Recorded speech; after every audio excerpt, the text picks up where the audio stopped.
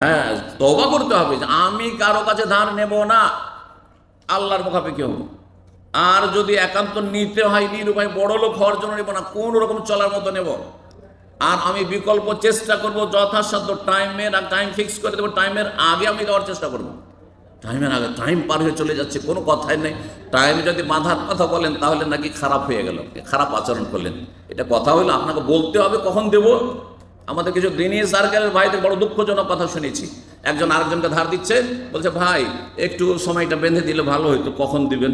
তার সাথে কোরআনে তো আছে লিখার কথা, একটু লিখে দিলে ভালো হইতো।